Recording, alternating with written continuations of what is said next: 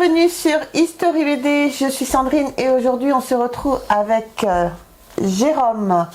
Donc vidéo un petit peu spéciale qu'on tenait à faire et on va faire sur Tintin au Congo.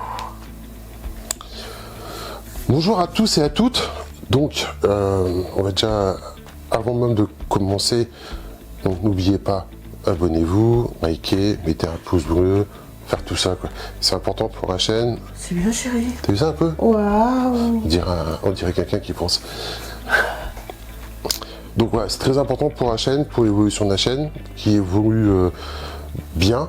Donc merci à tous et à toutes de nous suivre, de laisser des commentaires qui sont très sympas d'ailleurs, généralement, à 99,9%, très sympa, donc très content. Donc, on va mettre les choses au clair avant que tout le monde nous assassine par rapport au titre de la vidéo. Faut-il bannir Tintin au Congo? On va mettre les choses au clair. On adore Tintin. On adore Tintin, on est en train de se refaire toute la collection donc en facsimilé. Donc j'adore Tintin. Je pense que c'est une série que tout le monde devrait avoir, que tous les fans de BD, tous les collectionneurs devraient avoir. Donc voilà, Hergé, ça reste le patron dans le domaine de la bande dessinée. C'est Hergé qui a posé les bases, si on peut dire, de la bande dessinée classique comme on la connaît maintenant. C'est Hergé qui a eu le plus gros succès, au premier, en fin de compte, à avoir eu le plus gros succès au niveau de la bande dessinée. C'est voilà. Dans le domaine de la bande dessinée, le patron, c'est Hergé. Ça, faut que tout le monde, faut qu'on soit tous d'accord là-dessus. Il faut que quelque chose soit dit. Maintenant, on va revenir sur Tintin au Congo, parce que donc, comme je vous disais, on est en train de se refaire toute la collection en facsimilé. Album qu'on a lu, nous, enfin, moi, quand j'étais jeune, il y a quelques années. Donc c'est vrai qu'on a oublié un peu, quoi. Pas si longtemps que ça. Pas si longtemps que ça. Et Sandrine, c'est pareil. Et donc, Sandrine, l'autre jour, elle voulait relire Tintin et elle me disait, bah tiens, donne-moi le premier qu'on a pour que je puisse commencer dans le bon ordre. Et donc, je lui donne Tintin au Congo. Parce qu'on n'a pas le premier, c'est Tintin au pays des soviets, mais celui-là, on n'a pas. Non. Donc, je lui donne ça. Et choqué. Choqué. Moi, j'avais dans mes souvenirs Tintin, le petit reporter très gentil, voilà. Mais ça, non, ça m'a choqué. Pendant la lecture, je me souviens, Jérôme était en train de lire une BD en face de moi et je faisais que le regarder, l'air de dire mais c'est quoi ce problème? Alors, on fait passer les blancs pour des personnes supérieures, les noirs, enfin les afro-américains, pardon, pour des feignants. C'est impressionnant de voir Tintin maltraiter des animaux comme ça, tuer des animaux. Moi, ça m'a choqué. Vraiment. Voilà. Et donc, voilà, c'est ça le sujet de cette vidéo. C'est pas de refaire l'histoire, pas de refaire... parce que, par contre, la BD, elle sera... Voilà, donc c'est pas de refaire l'histoire, mais c'est vrai que quand Sandrine m'en a parlé, c'est vrai que bon...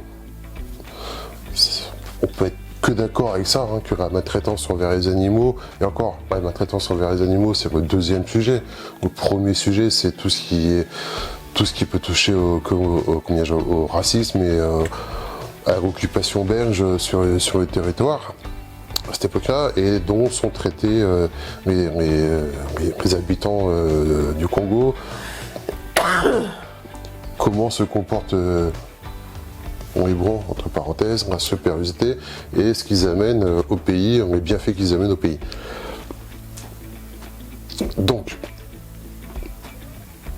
après que Sandrine me dit ça, j'ai regardé, je me suis un peu renseigné, j'ai regardé les avis des gens par rapport au Tintin au Congo, et ce qui m'a choqué, c'est la haine de beaucoup de gens envers cet album. Oui. Oui, il y a eu une histoire de procès.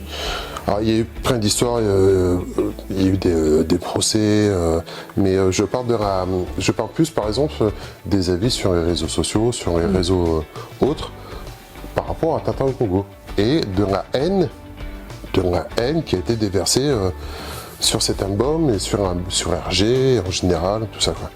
Et ça m'a un peu choqué quand même quoi. Donc, alors après, les messages de haine sur les réseaux sociaux, on va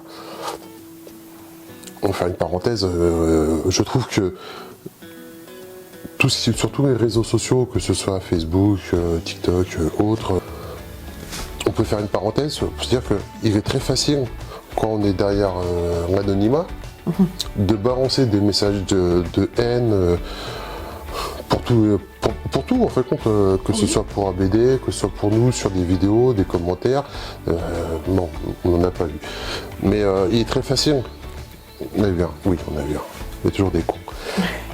Et il est très facile de déverser sa haine, son mal-être derrière un anonymat. Et très peu de gens, en fin de compte, essaient de pousser, de voir plus loin que bout de leur nez. Nous, c'est ce qu'on a, je dis pas que c'est ce qu'on a fait, mais c'est ce qu'on a essayé au moins. Donc, si on remet les choses dans leur contexte et qu'on reprend les bases, alors, bien sûr, c'est pas pour excuser ni rien. L'album, il y a des choses qui sont pas excusables, mais c'est juste, la vidéo est juste là pour essayer de comprendre le pourquoi du comment. Donc, Tintin au Congo. Les premières éditions sont parues dans le journal, dans le petit quotidien du 20e, c'est ça? 20e siècle. 20e siècle, donc le petit 20e. Tintin avait déjà eu droit donc, à une première parution, enfin une première histoire, Tintin au pays des soviets. Petite histoire qui avait eu son petit succès et qui avait donc donné l'occasion à Hergé de poursuivre avec Tintin au Congo. Maintenant, si on revient sur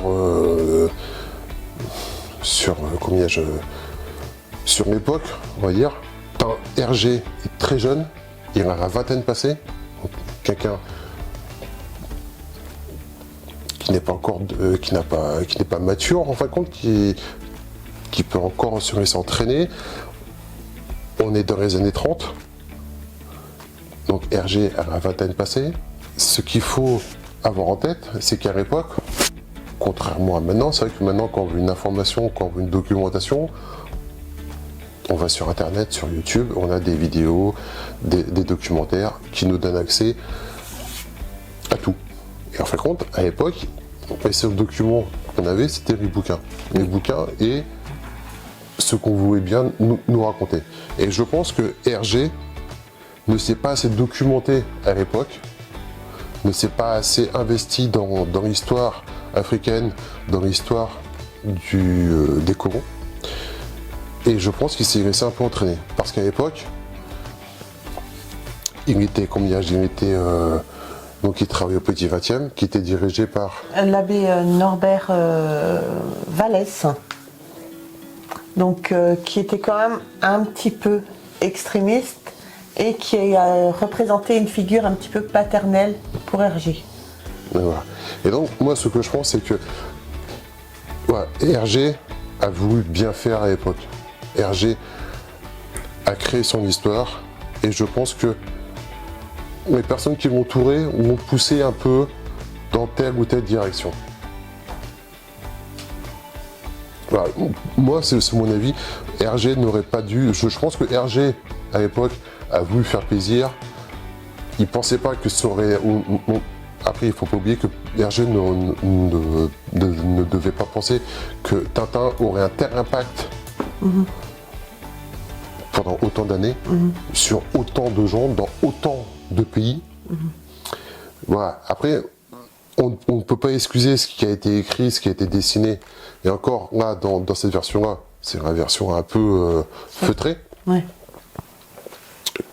Mais voilà, je pense que Hergé s'est laissé un peu entraîner, s'est laissé un peu diriger, qui a voulu faire plaisir, et qui n'a pas sorti l'album qu'il aurait dû sortir s'il avait été vraiment tout seul. s'il avait été seul aux commandes, quoi. Je pense que Hergé n'était pas seul aux commandes à cette époque-là. Qu'est-ce que tu en penses? Oui. Oui. Tout à fait d'accord. Bah, disons qu'on a regardé quand même pas mal de reportages sur Hergé. Et je suis un peu de l'avis de Jérôme, je pense qu'il n'était pas seul pour écrire ce premier, qu'il a été un petit peu influencé, un peu beaucoup même. Un peu guidé. Un peu guidé, ouais, pour faire cet album. Parce que c'est vrai que nous, les reportages qu'on a vus sur lui, voilà, c'était pas une mauvaise figure, on va dire. Donc voilà. Parce qu'après, ce qui joue en la défaveur d'Hergé, enfin, pour moi personnellement, les 3 premiers albums, Tintin au pays soviétique, Tintin au Congo et Tintin en Amérique, ils font partie du même. C'est des Tintins à part, quoi.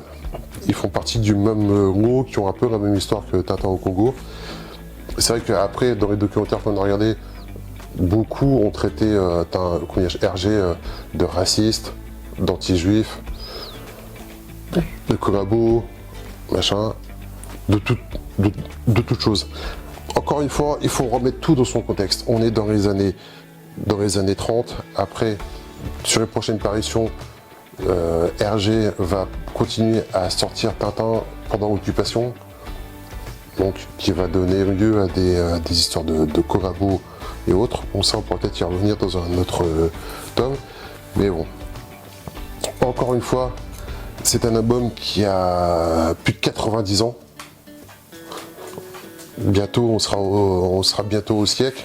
Donc juger des gens sur autant d'années de différence, je trouve que c'est un peu facile. Et qu'il faut, effectivement, il faut se remettre un peu dans le contexte. C'est pas une excuse. En aucun cas, ce n'est pas une excuse. C'est juste pour essayer de comprendre ce qui a pu se passer pendant l'écriture et pendant le dessin de cet album. Qu'est-ce que tu en penses, toi, Chai? Ouais. Ben, ce que j'en pense, c'est qu'on va, on va tout de suite vous mettre quelques petites planches de Tintin au Congo pour que vous puissiez, pour ceux qui ne connaissent pas, je pense qu'il n'y en a pas beaucoup, mais pour ceux qui ne connaissent pas Tintin, on va vous mettre quelques petites planches de Tintin au Congo pour que vous puissiez voir exactement de quoi on parle. Le 10 janvier 1929, un jeune reporter fait son apparition dans le Petit 20e, le supplément pour enfants du quotidien belge Le 20e siècle. Son nom, Tintin. Accompagné de Milou, un jeune chien blanc, il part pour la Russie soviétique. Son créateur, un certain Georges Rémy, signé Hergé, pseudonyme inspiré par ses initiales. Sûr de sa popularité, Tintin repart aussitôt et pour l'Afrique cette fois. Les aventures de Tintin, reporter du Petit 20e au Congo en 1931, est le reflet d'une époque coloniale et paternaliste. Pour ces nouvelles aventures, Hergé improvise encore le récit, mais pour plus longtemps. L'Afrique, représentée de manière naïve, reflète l'esprit paternaliste d'une Belgique coloniale au début des années 30. Donc voilà, les petites planches qui vous donnent une idée de ce dont quoi on voulait parler, on voulait vous expliquer. Donc voilà. Donc voilà, je pense que donc on peut débattre de ce sujet-là pendant des heures et des heures. Un truc qui est sûr, c'est que on ne peut pas revenir sur le passé. Pour moi, il y a des choses qui ne sont pas excusables, mais il y a des choses qui sont compréhensibles. Et je pense que l'erreur de Hergé à l'époque, c'est qu'il était, en fin de compte, il était trop jeune. Il était trop jeune. Et je sais pas, pour les gens de notre âge, par exemple, si on compare un peu dans chaque métier respectif, ou dans n'importe quel domaine, à 40 ans, à 40 ans, en fin de compte, on n'a pas le même savoir-faire qu'à 20 ans. Bon, il y a ça qu'il faut bien se remettre en compte. Et je pense qu'à l'époque, donc Hergé a été un peu naïf, un peu bête, si on va dire, si on peut excuser le terme entre parenthèses. Mais ce qu'il ne faut pas oublier, c'est que cette personne-là est encadrée aussi. Est encadrée, il y a des personnes, RG devait rendre des comptes à des gens, aux éditeurs, à l'abbé, qui dirige le journal, tout ça, et même ceux qui ont paru les histoires après, auraient dû mettre un frein. Parce que malgré tout ça, ça reste des œuvres, j'ai pas envie de dire majeures, mais bon, ça reste des œuvres de l'univers d'Hergé, de l'univers de Tintin. C'est des choses qu'il faut peut-être avoir lu quand même, qu'il faut peut-être lire pour se remettre dans le contexte, voir comment les gens pensaient aussi à cette époque-ci. Parce que, comme je disais, c'est facile de critiquer maintenant, mais bon, à l'époque, ça devait être sûrement une pensée commune à beaucoup de gens, malheureusement. Donc, est-ce que c'est raciste? Oui. Est-ce que c'est entre la maltraitance entre les animaux? Oui. Est-ce que on peut dire que c'est une bonne BD? Non. L'histoire, en fin de compte, et même Hergé, dans les documentaires qu'on a regardés, moi j'ai regardé un documentaire où en fin de compte Hergé lui-même, dans une émission, je sais que c'est Bernard Pivot, Hergé lui-même reconnaissait que Tintin au Congo n'était pas la meilleure histoire qu'il ait écrite. Et en fin de compte, c'est pour ça qu'il y a plusieurs éditions de Tintin au Congo, et à chaque réédition, Hergé a essayé de gommer un peu quelques traits de racisme, d'illettrisme. Voilà. Donc Hergé s'est aperçu au fil du temps, quand il a pris un peu plus d'assurance, qu'il a mûri un peu plus, qu'il a pris un peu plus de maturité et de connaissances, il s'est aperçu que Tintin au Congo n'était pas forcément la bonne version de ce qu'il aurait dû faire. Donc c'est pour ça que à chaque réédition, il y a des trucs qui ont été gommés. Et à chaque édition, par exemple, je ne sais pas, mais entre les éditions françaises, belges, allemandes et autres, il y a des variantes. Et en fin de compte, les noms ont été changés, les traits ont été changés, il y a des trucs qui ont été effacés. Ok. Est-ce que pour toi, il faut l'interdire? Non. Non. Ça fait partie de l'histoire quand même. L'histoire de la bande dessinée. Comme tu dis, c'est certes pas une bonne bande dessinée, pas une belle histoire, comme on connaît sur les histoires après de Tintin.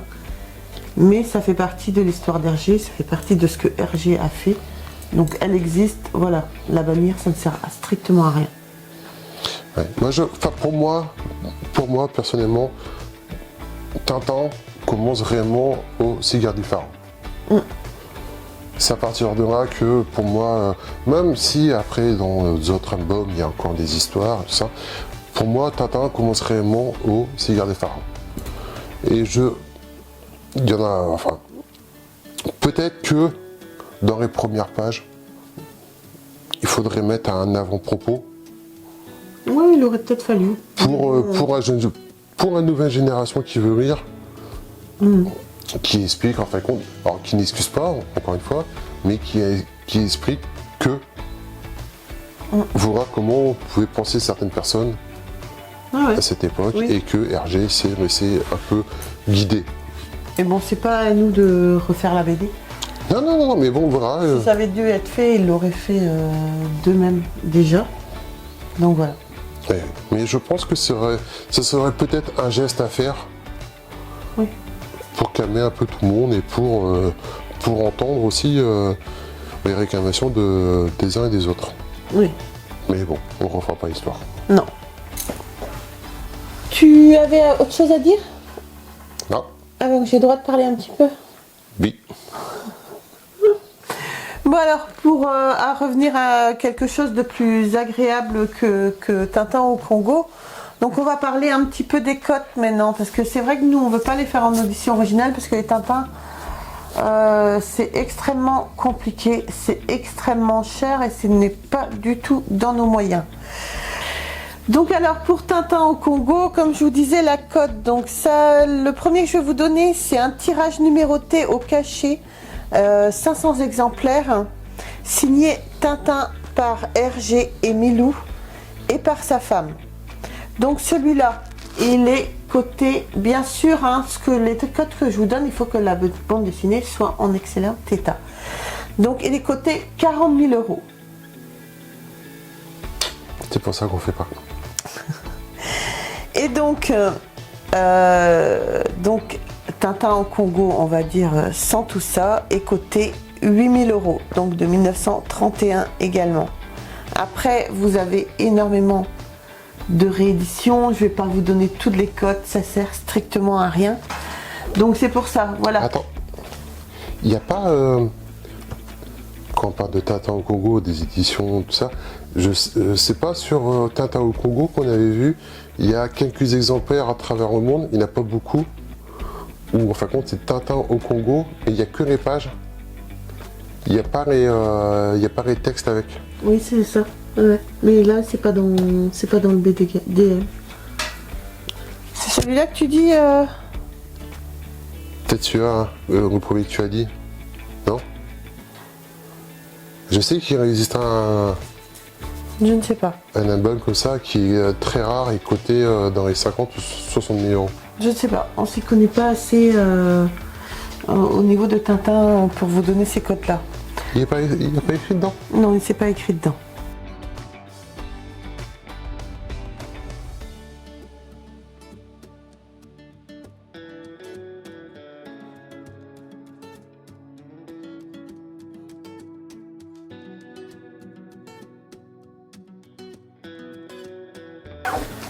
Donc voilà, comme je vous disais, donc Tintin c'est extrêmement compliqué, donc nous on a décidé de ne pas les faire et puis on s'est contenté de nos facsimilés qui sont très bien. Très bien. Qu'on paye 20 € la BD et voilà. Nous on préfère faire cette petite collection là que rentrer dans le monde compliqué des éditions originales de Tintin. Autre chose? Voilà. Tu parles trop. J'ai pas dit ça. Un peu quand même. Un peu quand même. J'ai pas dit ça. Non, mais je m'en vais. Bon les amis, avant que monsieur fasse sa boudeuse, je vous embrasse très fort. Surtout comme il vous a dit au début de la vidéo, abonnez-vous, likez, c'est très très important sur la chaîne. Rejoignez-nous sur les réseaux sociaux également, Facebook, Instagram. Et puis je vous embrasse très fort et on se retrouve très vite pour une autre vidéo. Bye. Au revoir.